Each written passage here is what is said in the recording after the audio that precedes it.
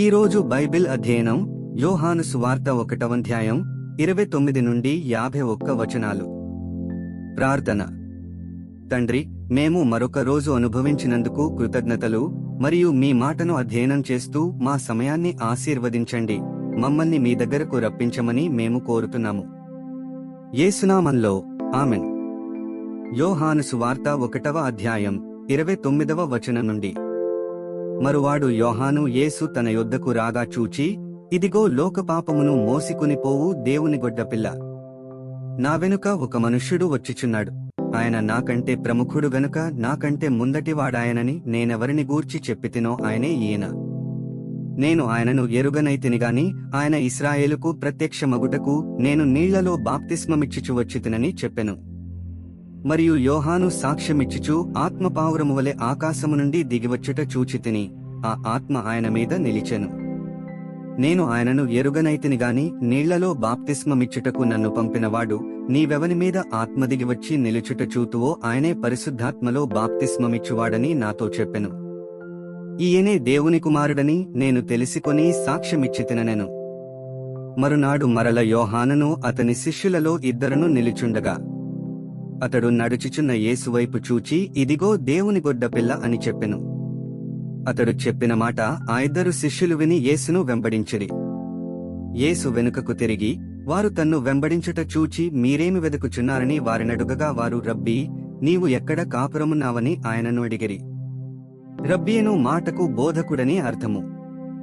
వచ్చి చూడుడని ఆయన వారితో చెప్పగా వారు వెళ్లి ఆయన కాపురమున్న స్థలము చూచి ఆ దినము ఆయన యొద్ద బస చేసిరి. అప్పుడు పగలు రమారమే 4 గంటల వేళ ఆయను. యోహాను మాట విని ఆయనను వెంబడించిన 2 ఒకడు సీమోను, పేతురు యొక్క సహోదరుడైన అంద్రెయ. ఇతడు మొదట తన సహోదరుడైన సీమోనును చూచి, మేము మెస్సీయను కనుగొంటిమని అతనితో చెప్పి యేసు నొద్దకు అతని తోడుకుని వచ్చెను. మెస్సీయ అనుమాటకు అభిషిక్తుడనర్థము. యేసు అతని వైపు చూచి, నీవు యోహాను కుమారుడవైన సీమోనువు, నీవు కేఫా అనబడుదువని చెప్పెను. కేఫా అనుమాటకు రాయి అనర్థము. మరునాడు ఆయన గలిలయకు వెళ్లగోరి ఫిలిప్పును కనుగొని నన్ను వెంబడించుమని అతనితో చెప్పెను. ఫిలిప్పు బేత్సైదావాడు, అనగా అంద్రెయ పేతురును వారి పట్టణపు కాపురస్థుడు. ఫిలిప్పు నతనయేలును కనుగొని ధర్మశాస్త్రములో మోషేయు ప్రవక్తలను ఎవరిని గూర్చి వ్రాసిరో ఆయనను కనుగొంటిమి. ఆయన యోసేపు కుమారుడైన నజరేయుడగు యేసు అనతనితో చెప్పెను. అందుకు నతనయేలు, నజరేతులో నుండి మంచిదేదైనా రాగలదా అని అతనినడుగగా వచ్చి చూడుమని ఫిలిప్పు అతనితో అనెను. యేసు నతనయేలు తన యొద్దకు వచ్చుట చూచి, ఇదిగో ఇతడు నిజముగా ఇశ్రాయేలీయుడు, ఇతనియందు ఏ కపటమును లేదని అతని గూర్చి చెప్పెను. నన్ను నీవు ఎలాగు ఎరుగుదువని నతనయేలు ఆయనను అడుగగా యేసు, ఫిలిప్పు నిన్ను పిలువకమునుపే నీవు ఆ అంజూరపు చెట్టు క్రింద ఉన్నప్పుడే నిన్ను చూచితినని అతనితో చెప్పెను. నతనయేలు, బోధకుడా, నీవు దేవుని కుమారుడవు, ఇశ్రాయేలు రాజవు అని ఆయనకు ఉత్తరమిచ్చెను.